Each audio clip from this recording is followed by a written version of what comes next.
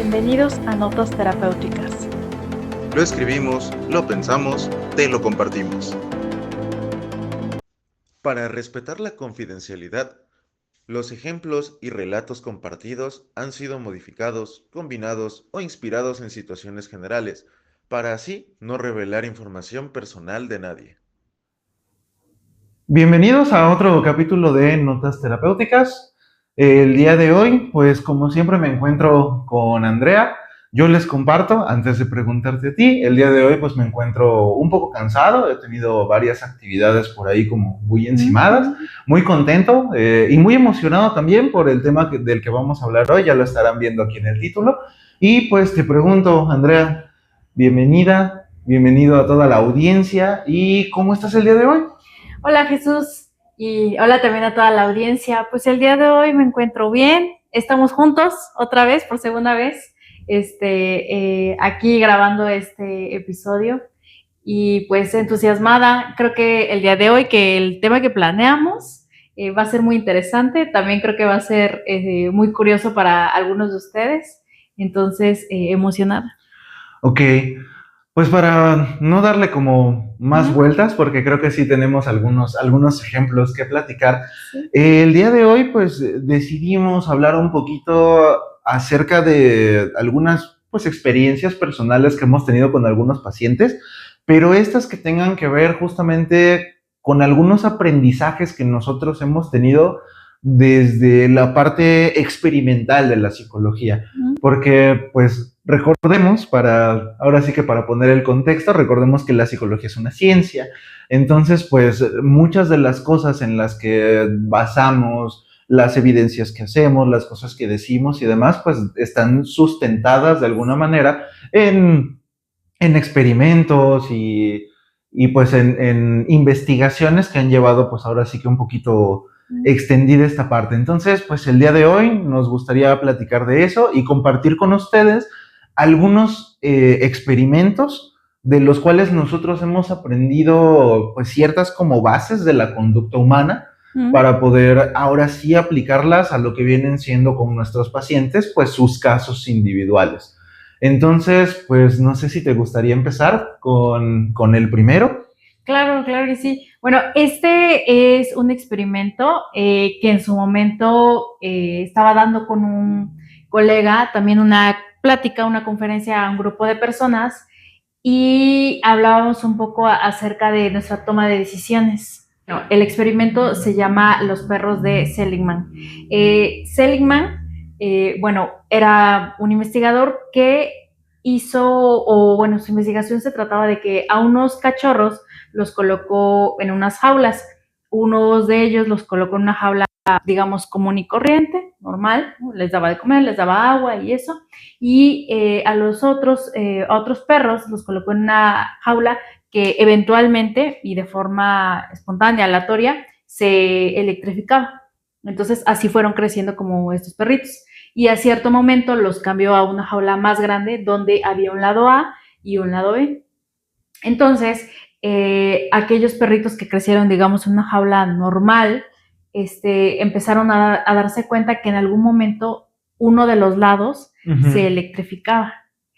Y entonces dijeron, bueno, tenemos que hacer algo para huir, digamos, de esta parte electrificada, y se dan cuenta que tenían que cruzar del otro lado, mientras el lado A estaba electrificado, cruzaban al lado B, luego el lado B estaba electrificado y cruzaban al lado A, ¿no? Entonces, pero bueno, justamente existía en estos perritos la curiosidad de ir cambiando de lado. Ahora, ¿ustedes qué creen que pasaba con los otros perros que, digamos, crecieron donde espontáneamente, esporádicamente, se electrificaba su jaula, ¿no? Cuando los metieron a estas que tenían lado A y lado B, no se movían, o sea, no cambiaban de lado. Si estaban en el lado A y el lado A se electrificaba, ahí se quedaban. Entonces, lo que trataba él como de decir, o el término al que llegó, es la indefensión aprendida, donde justamente estos perritos como aprendieron a normalizar, digamos, que eso sucedía espontáneamente, ya no tenían una iniciativa para cambiar, para defenderse, digamos, Ujú. de esa electricidad que Ujú. llegaba, ¿no? Entonces, justo con estos grupos de personas, pues hacemos la reflexión de repente a cuántas cosas nos hemos acostumbrado o hemos visto como normales, pero que en realidad podríamos hacer quizá acciones para cambiar. ¿Tú qué piensas, Jesús, de este experimento? Claro, fíjate, se me hace súper interesante porque esa parte de la indefensión aprendida, ahorita que nos lo estabas Sí, platicando, es que sí considero que tiene mucho que ver como con esta parte del contexto en el que crecemos. sí, O sea, ya no hablando de los perros, yo ya me lo llevé como la idea de los humanos, las claro, personas, sí. porque pues de alguna manera como con los perros es una situación física, la electricidad, la jaula y demás. Pero sí creo que de la misma manera nosotros podemos quedar atorados incluso hasta en algunos como conceptos un poquito más psíquicos, Sí, sí, ¿no? sí. Estaba yo acordándome justamente como de un paciente que, Ok. que me platicaba alguna vez, ¿no? Como esta idea es que estábamos hablando, me parece que de ir a una competencia en un deporte que él practicaba, Ok, ¿no? Y me ok. decía, es que yo no puedo. Mm, Y pues yo le preguntaba, pero mm, pues es que ¿qué te hace no poder? O sea, ¿por qué claro. no puedes? ¿O de dónde aprendiste que no puedes? Mm, Y empezábamos como que a ver en ese trasfondo, ¿no? Y sí, sí, entonces, sí. pues en su caso nos dimos cuenta que había como que esta recurrencia, en Ok, su caso por parte de la familia, en ok. donde era así como de, para practicarlo, o sea, mientras lo practico yo lo hago individualmente y esto no hay Ah, como que ningún problema, o sea, era algo como normalizado. ok, ok. Pero cuando era como de practicar este deporte en un punto más como, ¿cómo decirlo? Como abierto a la sociedad, como visto, Ok. digamos, en una competencia o no Ujú. sé, a lo mejor ir a algún partido o alguna cosa así, así ya como que en un ambiente más social, Ok, ok. nunca tuvo como que ese apoyo y siempre así de, no, Mm, pues, ¿para qué vas, no? Si no ujú. eres bueno, si no puedes. Sí, Y sí. entonces, pues, te estoy hablando de que eso era cuando él tenía 6 7 años Ok, y yo lo conocí, pues, a sus 28. ok. Entonces, pues, estamos hablando de unos 20 años Sí, sí, de estar sí. reforzando esa parte, ¿no? Ok. Y sí, creo que nos podemos de Mm, alguna manera como sí, quedar atorados ahí en esta situación claro. y se me hace bien importante porque, como dices, ¿no? O sea, al final Sí. creo que el experimento tiene una parte que a mí me llama mucho la atención, que es, creo que normalmente estamos en una jaula con lado A y lado B. Sí, Siempre hay una opción. sí. Solamente que sí es cierto que muchas veces quizás a lo Mm. mejor no tengo la herramienta para verla. Sí, también fíjate, en estos casos como de violencia, o sea, personas que Ujú. durante la infancia o durante largos periodos de su vida han vivido violencia y tienen de repente la oportunidad de salir de ese ambiente violento, a veces no se pueden percatar de esas oportunidades que tienen, ¿no? Y justamente esta indefensión aprendida de ya mi vida va a ser así, o incluso van repitiendo este patrón, ¿no? Porque dicen, como justamente lo viví en la infancia o en algún momento de mi vida, pues esto aprendo a que es la normalidad y no me doy cuenta que pues que sí hay otras formas en las cuales se puede vivir. Ujú. Sí, claro. Incluso, fíjate, ahorita que lo mencionabas, me ha pasado también con algunos pacientes que tienen, que Ujú. tienen que ver con estos casos de violencia, que sí es cierto, muchas veces a lo mejor no tienen la capacidad como de ver así como de, Ujú. tengo otras opciones por acá. Sí. E incluso también me ha tocado ver como un rechazo a esas opciones, ¿sabes? Como Ok. de, es que yo no sé estar en un Ujú. ambiente que no sea este. Ujú. Y en algún momento a mí me llama la atención porque yo lo percibo como le tengo más miedo a la incertidumbre de lo que hay fuera de este ambiente, aunque este ambiente no me guste, Sí, sí, sí. que la idea de hasta dónde puede llegar como esta situación de violencia en este lugar en donde estoy, Ujú. ¿sabes? Porque justamente aprendieron a aguantar tanto que de Sí. alguna manera pues incluso es hasta seguro que puedo estar aquí, ¿no? O sea, ya Ujú. aprendí a sobrevivir Sí. y me cuesta menos trabajo sobrevivir en este ambiente que adaptarme a un ambiente nuevo y eso también Claro. muchas veces siento que puede dejarnos arraigados a ciertas Sí. situaciones, relaciones, lugares, etcétera, Claro. que nos alimentan en esa parte y de nuevo, ¿no? O sea, siempre hay una opción, pero si no tengo las herramientas para verlo, para caminar hacia allá, o al menos como el acompañamiento para perderle el miedo, Sí, sí, sí. ¿sabes? Creo que es algo en donde sí nos podemos quedar atorados un rato, por no decir toda la vida, si no nos damos cuenta. Claro. Oye, y tú, Jesús, cuéntanos qué has visto o algún experimento que de repente le hayas compartido a algún paciente y le haya resuelto. Fíjate, en algún momento justamente estaba platicando con un adolescente, en el momento en el que tomaba terapia conmigo tenía 14 o 15 años, más o menos como por ahí. Y en su caso, lo que sucedía o lo que estábamos hablando en ese momento, pues eran así como situaciones familiares de alguna manera como un poquito ríspidas. Okay. Y ella me platicaba que tenía mucho tiempo que no había visto a su papá. Okay. Y yo le preguntaba por qué, claramente, ¿no? Y entonces ella me decía que estaba enojada con él. Okay. Y pues en la terapia y en el afán de entender mejor esa situación, pues empecé a preguntarle, ¿no? Sí, sí, ¿Qué te hace estar enojada? Pues no sé, ¿te hizo algo? ¿Hay alguna situación por ahí pues, que alimente justamente como esta, pues el enojo? O sea, ¿es válido que estés enojada? Quiero entender por qué. Claro. Y fíjate, curiosamente me estaba platicando que ella estaba enojada porque su familia, lo que era su mamá y su abuela, estaban enojadas con él. Okay. Y profundizábamos en eso, y es que yo lo entendí como algo muy aprendido. Okay. O sea, ellos estaban separados más o menos como desde los 4 años de ella, o sea, pues prácticamente toda su vida. Okay. Y la situación que pasó ahí como que en la familia fue ese distanciamiento primero pues con la mamá de ella, con la que era su pareja, y en esta parte pues también con la que es su abuela, que es la mamá de su mamá. Okay. Y empezaron como que ellos a tener un conflicto fuerte, y el desarrollo de su familia por parte de su mamá pues se llevó mucho como a esta idea de... es que él es malo, ¿sabes? Es malo, es una mala persona, no tiene por qué estar acá, o sea, como que ese enojo, ese resentimiento acumulado. Y pues visto desde los 4 o 5 años, pues empezó a evolucionar pues de alguna manera con esa idea. Okay. Y entonces, a mí se me ocurrió, porque me acordé en ese momento, justamente de un experimento que tiene que ver con unos monos. Okay. En este experimento lo que sucedía, porque se lo compartí, se lo platiqué, yo le decía, imagínate que hay una jaula grandota que tiene pues una comunidad de monitos. Ahí vamos a echarle unos 15 monos. Okay.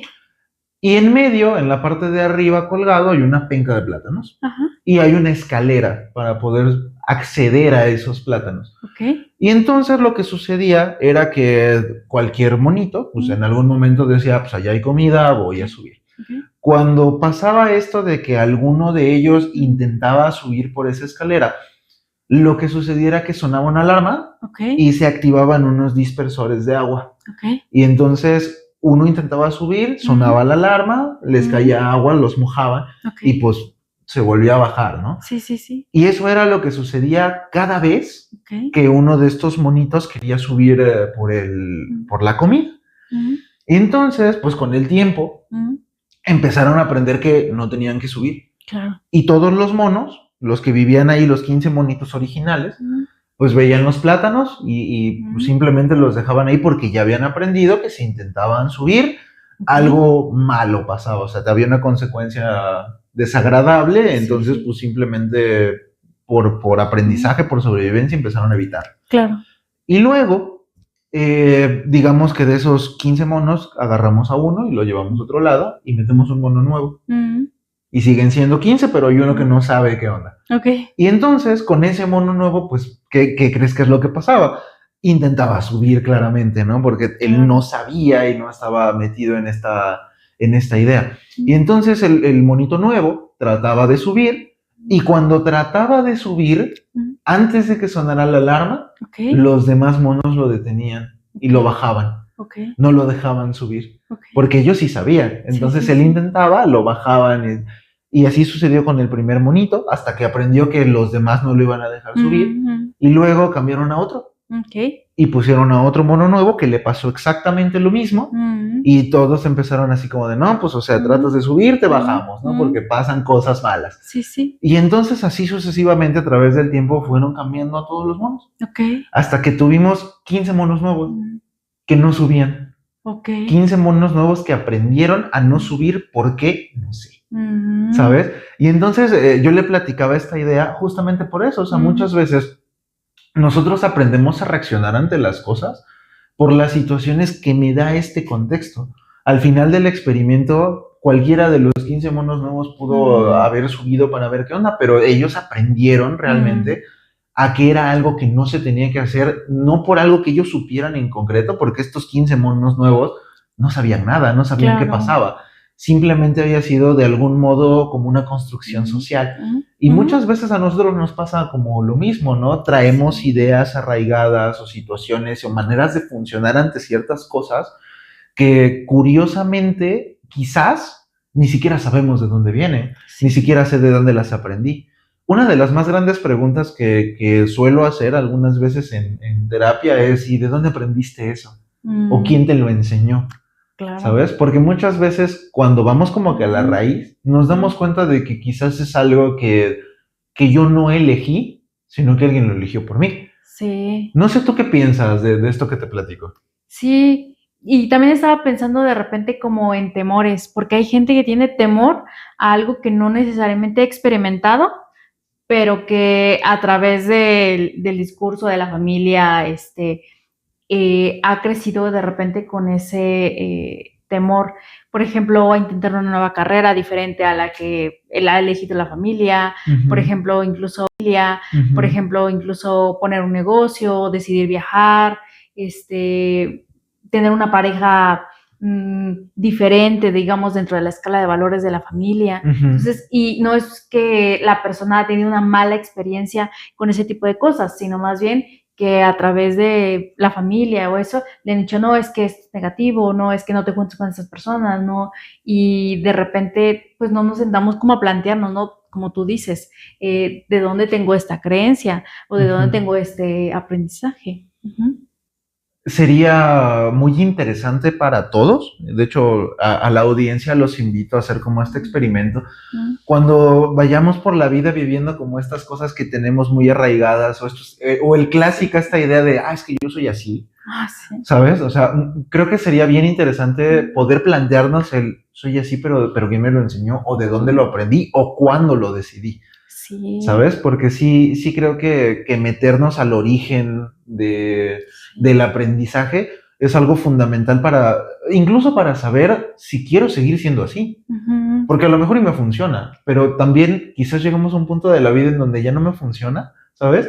Y pues sí necesito cambiarlo y no puedo porque creo que no hay otras opciones. Sí, claro. ¿Sabes? Entonces creo que resulta muy interesante verlo desde ese punto. Sí, yo voy a compartir algo personal. Yo soy la primera mujer dentro de la línea, dentro de mi línea materna que crezco con un papá presente.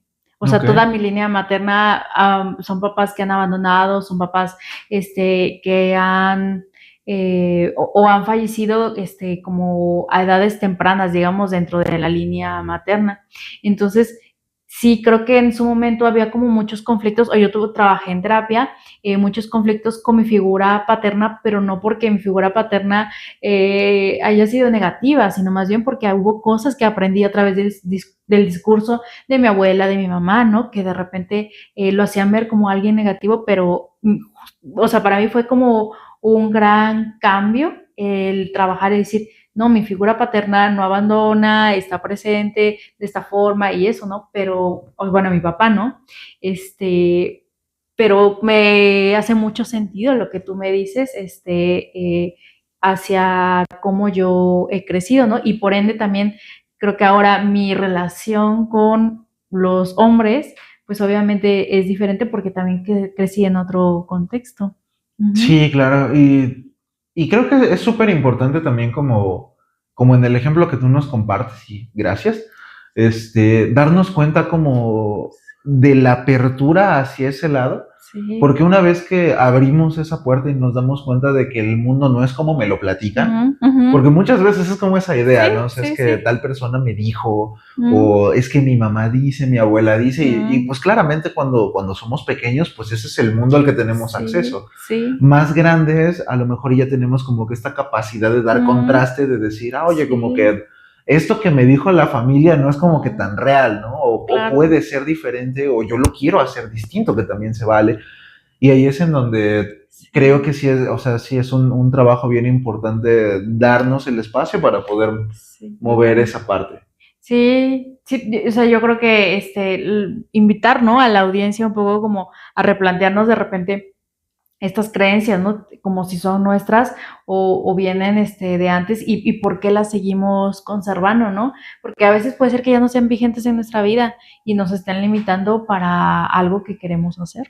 Sí, Mm, claro. De hecho, igual para ir cerrando como que este ejemplo, sí, también les comparto un ejemplo personal con esto último que dijiste. ok.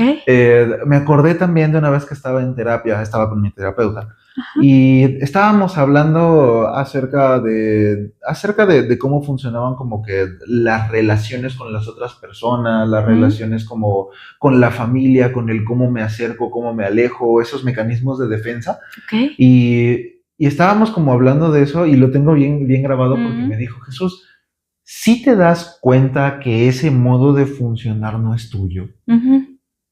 Y ya me platicó, o sea, me dijo, en algún momento, pues a lo mejor tu familia lo hizo así porque para ellos fue necesario, Ok, ok, pero para ti no es necesario. ok. Pero pareciera que es el único modo que ves. Ujú. Y como ni siquiera es necesario, entonces resulta hasta Sí, incongruente con lo que estás intentando. sí. Eso que traes no es Ujú, tuyo. ujú, Y entonces sí fue así como de, sí es cierto, ¿sabes? O sea, fue ujú. como haber podido quitarme un cachito de acá atrás y decir, o sea, ¿por qué lo traigo acá pegado? Sí, Y de momento sí fue así como que bien impresionante decir, o sea, si esto no es sí. mío, entonces, ¿qué sí es, no? Y se abre como Mm, que esa ventana para empezar a sí, buscarle ya desde el criterio propio, desde la libertad que tenemos, como ¿y yo qué quiero mm, hacer con esto? sí. A mí también me identifico muchísimo en esto, más como que dices, se rompe una parte de ti en ahora qué quiero hacer o cuál va a ser mi idea, ¿no? Porque si vengo de cierta historia familiar, o de cierto aprendizaje y ya quiero dejar, ahora qué nuevo paradigma, digamos, quiero Ujú. tener en mi vida, ¿no? Y cómo quiero, llevarlo a cabo.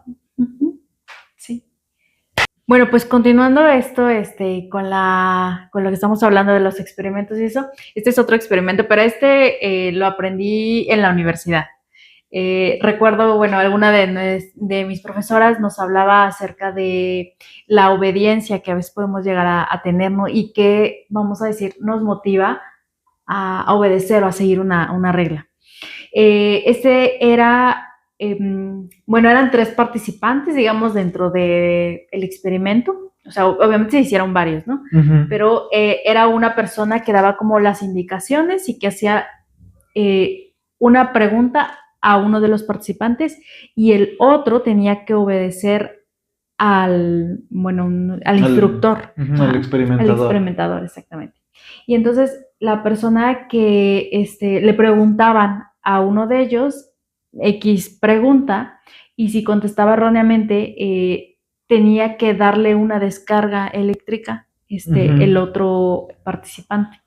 Entonces, obviamente, no le daban descargas eléctricas, era un actor que justamente actuaba, ¿no? Con dolor o con queja de la supuesta descarga eléctrica.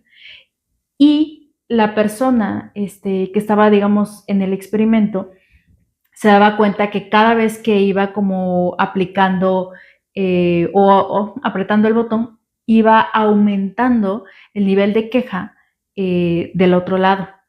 Y entonces, a pesar de que le causaba ansiedad, a pesar de que le causaba angustia, a pesar de que le causaba incertidumbre qué estaba pasando del otro lado, en ningún momento, digamos, las personas dejaban de apretar el botón. Y siempre la figura de autoridad o siempre el instructor les decía como sigue, sigue. Y entonces justamente era como de que a veces dejamos de lado nuestros valores, nuestras creencias, nuestros principios por seguir una regla o por obedecer de repente a alguien, ¿no? Entonces, la maestra, recuerdo que en su momento nos decía igual, como que cuántas cosas en nuestra vida seguíamos haciendo a pesar de las consecuencias que veíamos con tal de, digamos, seguir esa instrucción. ¿Tú qué piensas? Fíjate, creo que también me resulta bien interesante porque muchas veces, o sea, Ujú. muy parecido a lo que estábamos hablando de los dos anteriores, creo que muchas veces también viene como desde la idea de la figura de autoridad, ¿no? Así como, Sí. porque realmente, al menos en ese experimento entiendo que no es como que hubiese una consecuencia por no hacerlo. O sea, realmente no pasaba nada. Sí, no. Pero al ver al experimentador de algún modo como esta figura de autoridad, ¿no? Que recuerdo mucho esta idea de que era como muy insistente, ¿no? Así Sí. como del por favor continúe, el experimento requiere que lo haga, ¿no? Ajá. Así como muy insistente. En algún momento como que esa directriz quita o suprime, no sé cómo decirlo, como esta parte de duda personal que viene como individuo, ¿no? Así como de es que a lo mejor yo no quiero, pero ¿por qué lo sigo haciendo? O sea, sí es como esta situación, como decías, ¿no? Utilizas la palabra obediencia. Sí. Yo me pregunto así como de ¿a qué obedece? Porque ya pasándolo a otro lado, muchas veces pienso que ese tipo como de situaciones también nos pueden como llegar a pasar en la vida cotidiana, en donde a lo mejor por seguir las instrucciones de alguien más, sí estoy perdiendo quién soy o qué tipo de valores quiero representar o quién quiero ser.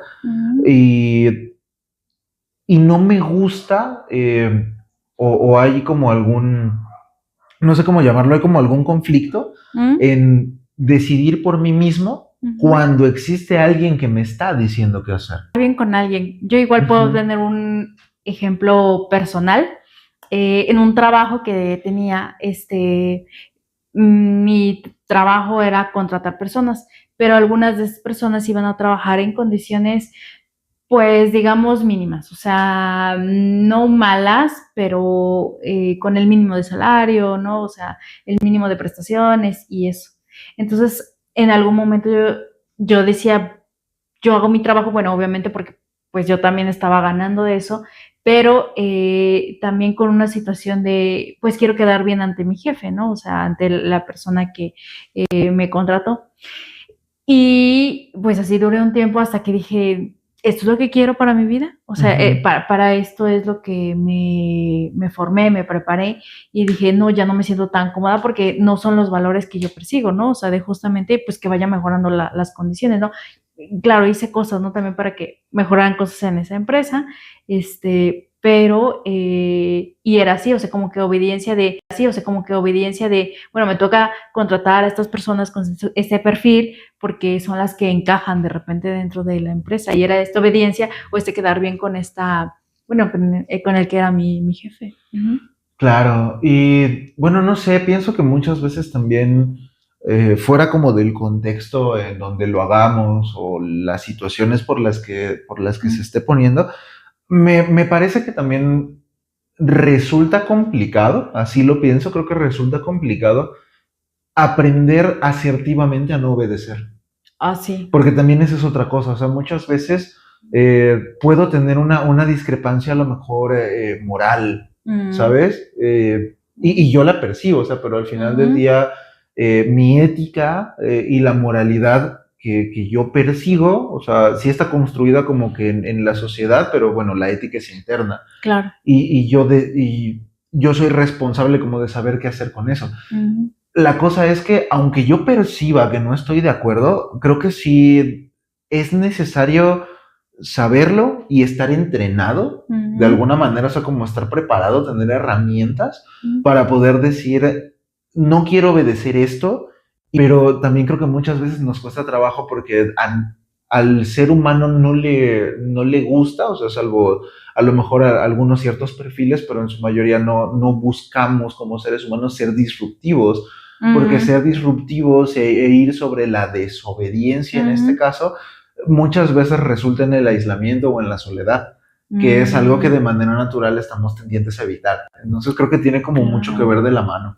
Sí, porque finalmente yo creo que también esas ideas disruptivas pues también han generado cambios, o sea, y han generado muchas cosas que actualmente tenemos, muchos incluso beneficios a través de alguien que se atreve a decir, no, no quiero obedecer eso que me estás diciendo. Claro, y sabes, muchas veces cuando esa disrupción es, no sé qué palabra usar, fíjate, adecuada. O sea, me parece que hay momentos y circunstancias en donde lo mejor que puedo hacer es no estar de acuerdo. Sí. Y cuando hay una sola persona que decide no estar de acuerdo y que sabe cómo no estar de acuerdo, ahí es en donde puede generar como que este efecto dominó de decir, oye, ¿sabes qué? Yo tampoco estoy de acuerdo, ¿sabes? Pero ya me estoy agarrando de que ya no estoy yo solo, que es justamente como esta idea de lo que yo te decía. La disrupción muchas veces, si no está como que bien manejada, nos puede llevar al aislamiento, a la soledad. Sí. Y cuando ya me doy cuenta de que esta disrupción, o sea, de que la idea que yo tengo, que es diferente, tampoco es así como que no sea aceptable, o sea, ya vi que sí es aceptable, que hay más personas que piensan como yo, Sí. ahí es en donde a lo mejor resulta como ese efecto de poder llegar a esos cambios que estabas mencionando. Y bueno, pues para ir cerrando un poquito del capítulo de hoy de lo que estuvimos platicando acerca de los experimentos, no para profundizarlo, porque creo que estaría padre hablarlo más adelante, me gustaría platicar superficialmente otro experimento que también tengo en la cabeza ahorita, que ya no tiene que ver tanto con el comportamiento de las personas, o sea, como público en general, comportamiento humano, sino más bien con el comportamiento de los profesionales. En algún momento se hizo un experimento, se los platico así como a grandes rasgos. Se hizo un experimento en varios centros psiquiátricos, no se les avisó. Hubo una persona que organizó este experimento y se puso de acuerdo con un grupo de personas que no tenían ninguna condición psiquiátrica.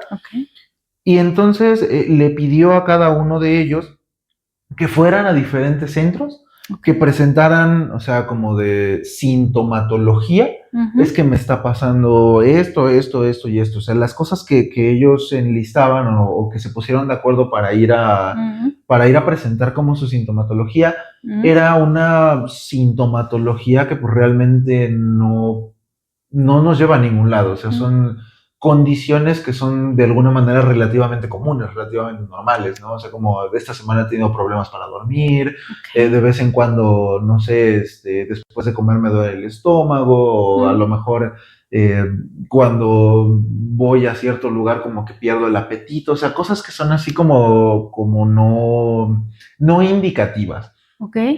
Y aquí lo curioso fue justamente que las personas que fueron a los centros psiquiátricos, recuerdo yo que casi todos, por no decir todos, terminaron diagnosticados con alguna condición psiquiátrica.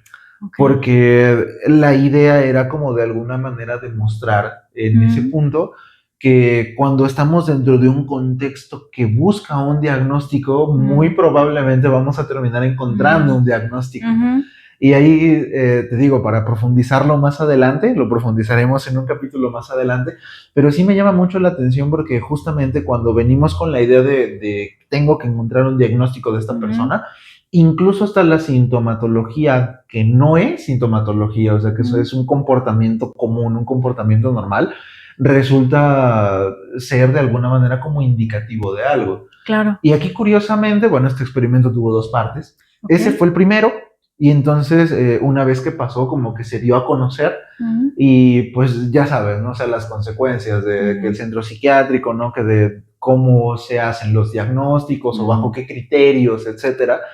Y como segunda parte, esta misma persona entonces, a los mismos centros a donde había mandado a las personas, les dijo, voy a mandar personas y entonces ahora necesito que tú identifiques cuáles son ahora sí que mis infiltrados, ¿sabes? Y no mandó a nadie. Todas las personas que llegaron a los centros de tratamiento fueron personas que de por sí pues iban a buscar como de alguna manera el tratamiento. Curiosamente, cuando sucede esto, sí hubo personas que identificaron como de, pues es que tú no tienes nada, porque lo estaban buscando. Mm, Entonces, a partir de este tipo de experimentos, se deja de algún modo en evidencia el cómo o de qué manera o bajo qué criterios estaban haciendo los diagnósticos, en este caso de los psiquiátricos, ujú, y también evolucionó muchísimo la manera de evaluación a partir de este punto, ujú, porque sí se hizo evidente que necesitábamos pues más concretud en el sentido de cuáles son las características, la sintomatología o las situaciones que estamos viendo para poder empezar a decir es que aquí sí hay una intervención, aquí sí hay una necesidad de una intervención profesional y aquí no. ujú. ¿Sabes? Fue a partir de este experimento y de estas ideas que tuvo más que ver con la parte del Mm, profesional, sí, que sí, sí. empezaron a evolucionar, a aterrizarse muchas cosas con respecto a esta idea. ¿Tú qué piensas de esto? Como para hacer una idea de cierre por el día de hoy. Pues yo creo que vale la pena, como dices, en algún punto hablar sobre estos errores, digamos, o más bien situaciones que puede vivir es, el profesional o el experimentador, ¿no? Porque también a veces pueden llegar a conclusiones, como tú dices, inexactas, porque tiene una predisposición a que está diagnosticando algo o que es una persona incluso que, entre comillas, tiene alguna condición, ¿no? Y cuando de verdad no es así, cuando se pierde como un poco el punto de vista objetivo, ¿no? Y que muchas veces también creo que eso lo vemos en la universidad, ¿no? Como a manejar ese criterio profesional para justo no de cosas. Creo que vale la pena, como tú dices, dedicarle todo un episodio a poder hablar de eso. Sí, pues entonces lo vamos a dejar por ahí y ya Sí. saben, si esto último de lo que estamos platicando les interesa, Mm, pues más adelante lo vamos a desarrollar y creo que también estaría muy padre en ese capítulo pues poder profundizar también en esto que dices, ¿no? sí. En cuáles son como que este desarrollo de criterio que es necesario Ujú. para ir como que buscando las preguntas que nos tenemos que ir haciendo, qué es lo que quiero observar, qué es lo que estoy buscando observar Sí. para moverme hacia aquel lado. Porque al final del día, bueno, al menos en la experiencia profesional también me he Ujú. dado cuenta que sí depende mucho como de la experiencia y del sesgo de cada terapeuta. O Sí. sea, sí es cierto que a lo mejor, porque me he dado cuenta, o sea, las personas más experimentadas que conozco, o sea, terapeutas que tienen muchos años haciendo Mm, esto, o sí. sea, sí me ha tocado platicar con alguno que llega un día en una tarde de café y te dice, no, pues mira, este carnal tiene esto, esto, esto y esto. Ajá. Y muy probablemente tengan razón, Sí. porque ya, o sea, el ojo se Ujú. desarrolla y se hable un criterio muy amplio. Claro. Cuando a lo mejor, bueno, en mi caso, a mí que tengo menos tiempo, Mm, pues me resultaría más difícil poder decir, ah, claro, estoy viendo esto mm. y justamente por eso es que buscamos como que tener bien desarrollados esos parámetros Sí, profesionales. sí, sí, yo creo que es muy importante, pero creo que vale la pena así también para que la audiencia lo conozca, ¿no? Este, pues cómo ir desarrollando o cómo calificar eso. Ujú. Muy bien, pues hasta este punto esperamos que lo que platicamos hoy les haya sido muy interesante. Yo personalmente me la pasé muy bien y muy divertido. Los ejemplos que tú Mm, me compartías, de hecho, bueno, el segundo sí lo conocía, el primero no. ok. Entonces, pues para mí también fue como información nueva. Mm, Y pues para toda nuestra audiencia, los que hayan llegado hasta acá, como siempre, les agradecemos mucho por su tiempo. Esperamos que haya sido de su interés y pues ya saben, más adelante tendremos el desarrollo de este episodio del que estamos hablando. Por ahora, pues lo vamos a dejar por acá y los invitamos a que nos vayan a seguir en nuestras redes. Estamos como Notas Terapéuticas Podcast en Spotify, en Instagram, en Facebook y en YouTube. Entonces, pues nos vemos la próxima semana con un capítulo nuevo y pues como siempre, muchas gracias. Este podcast y todo el contenido que compartimos en él es meramente psicoeducativo. No es para diagnosticar ni reemplaza la terapia ni pautas terapéuticas.